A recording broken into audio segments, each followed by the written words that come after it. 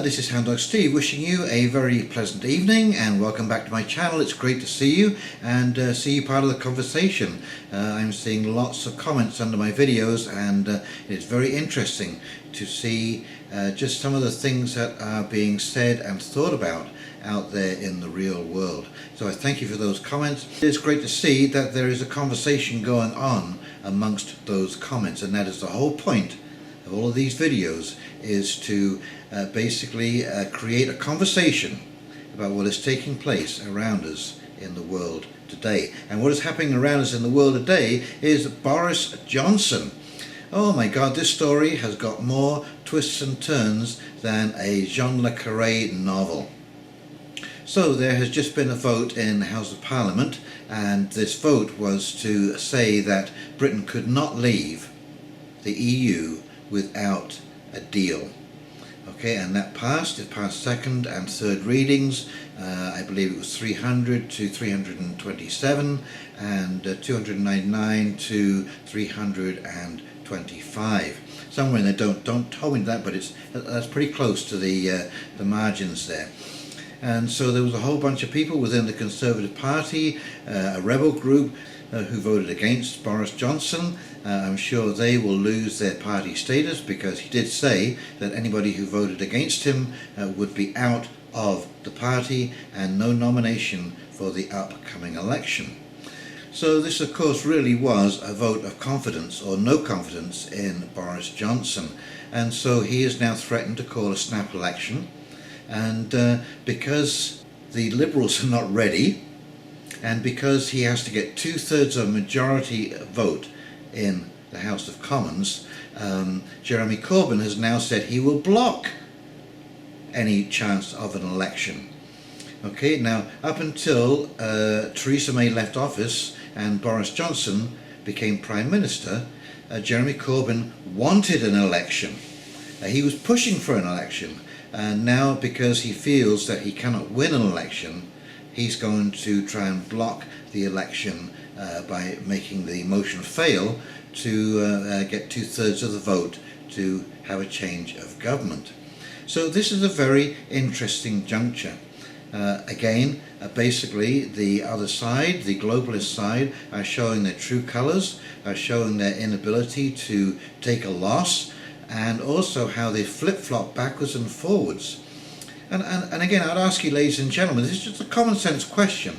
If you were playing a game of Monopoly, would you like to play a game that has a set of rules that are written down that all players adhere to, or do you want a game where the rules change basically on a daily basis, where you don't know whether a hotel is worth this much or that much, or if there will be a penalty if you land on it, or even a bonus if you land on it, because they just can't make up their mind as to how their platform should go. And again, you know, we see that everything is fine as long as they're winning, and when they start losing, all hell breaks loose, and it's not fair, and every form of diversion and blocking tactic is used, rather than just simply accept the fact that you lost the vote and it's done. So is Boris Johnson in a corner? Well, actually Boris Johnson has an ace up his sleeve.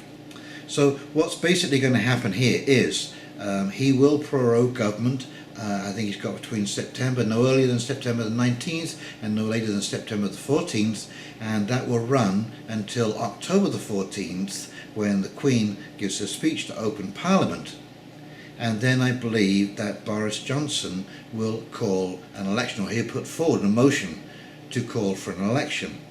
Now, if an election takes place, what that means is that all bills basically held against the Conservative government or the sitting government will fall or fail. And as we go through, you know, it's basically a 6-week minimum process to go through an election that will put you past the October 31st deadline.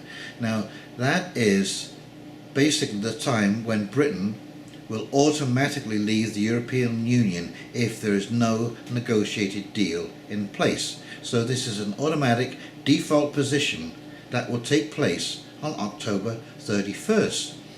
So if Boris Johnson calls an election, that will roll through the October 31st date, and then the new government, whoever that will be, will actually get to negotiate the contract with the EU from outside of the EU, because Brexit will already have happened. Now, there is another interesting little situation with the House of Lords, and Boris Johnson just happens to have an awful lot of support in the House of Lords. Now, the deal that has been put forward is in the House of Lords to be approved, which of course is a court of sober second thought, and is actually more powerful than our Senate in Canada, because it can actually block things. Okay, so now there are 90 amendments that have been proposed by the House of Lords to this deal. Now, the House of Lords moves at basically a glacial speed. So, even if they were to move into super high gear and deal with one amendment every 2 days, because it has to be read, it has to be debated, and it has to be voted on.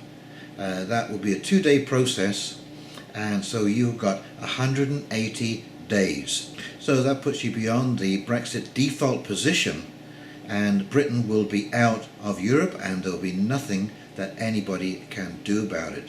So this is a very interesting situation. I think that is what's going to happen, is that one way or another we're just so running out of time to do anything.